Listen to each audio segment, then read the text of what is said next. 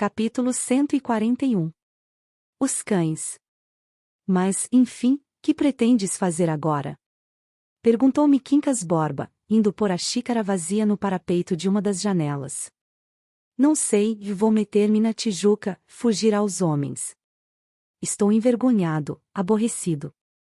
Tantos sonhos, meu caro Borba, tantos sonhos, e não sou nada. Nada. Interrompeu-me o Quincas Borba com um gesto de indignação. Para distrair-me, convidou-me a sair, saímos para os lados do engenho velho. Íamos a pé, filosofando as coisas. Nunca me há de esquecer o benefício desse passeio. A palavra daquele grande homem era o cordial da sabedoria. Disse-me ele que eu não podia fugir ao combate, se me fechavam a tribuna, cumpria-me abrir um jornal. Chegou a usar uma expressão menos elevada, mostrando assim que a língua filosófica podia, uma ou outra vez, retemperar-se no calão do povo. Funda um jornal, disse-me ele, e desmancha toda esta igrejinha. Magnífica ideia. Vou fundar um jornal, vou escachá-los, vou lutar. Podes escachá-los ou não, o essencial é que lutes. Vida é luta. Vida sem luta é um mar morto no centro do organismo universal. Daí a pouco demos com uma briga de cães, e fato que aos olhos de um homem vulgar não teria valor. Quincas Borba fez-me parar e observar os cães. Eram 2. Notou que ao pé deles estava um osso, motivo da guerra, e não deixou de chamar a minha atenção para a circunstância de que o osso não tinha carne. Um simples osso nu. Os cães mordiam-se, rosnavam, com furor nos olhos.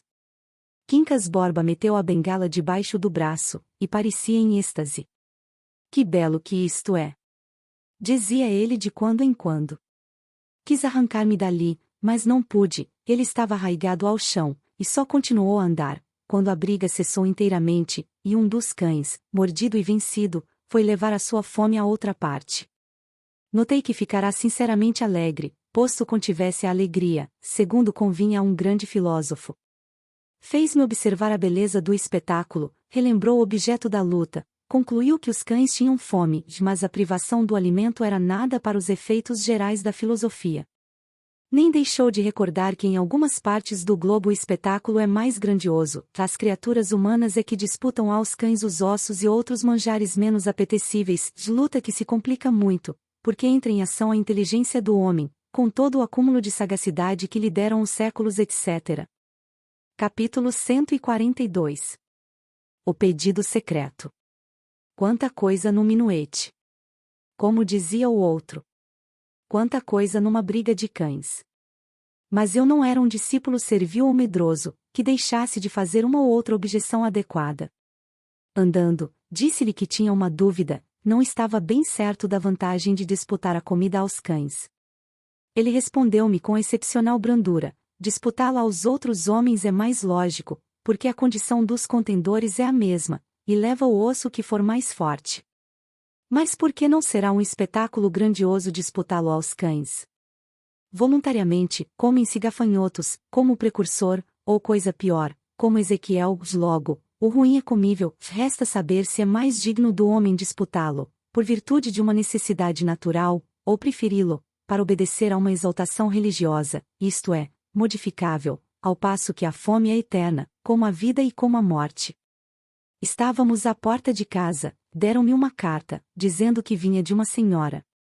Entramos, e o Quincas Borba, com a discrição própria de um filósofo, foi ler a lombada dos livros de uma estante, enquanto eu li a carta, que era de Virgília. Meu bom amigo, Dona Plácida está muito mal, peço-lhe o favor de fazer alguma coisa por ela, mora no beco das escadinhas, veja se alcança metê-la na misericórdia. Sua amiga sincera. Não era a letra fina e correta de Virgília, mas grossa e desigual, o V da assinatura não passava de um rabisco sem intenção alfabética, de maneira que, se a carta aparecesse, era muito difícil atribuir-lhe a autoria. Virei e revirei o papel, pobre Dona Plácida. Mas eu tinha-lhe deixado 5 contos da Praia da Gamboa, e não podia compreender que, vais compreender, disse Quincas Borba, tirando um livro da estante. O quê? Perguntei espantado. Vais compreender que eu só te disse a verdade.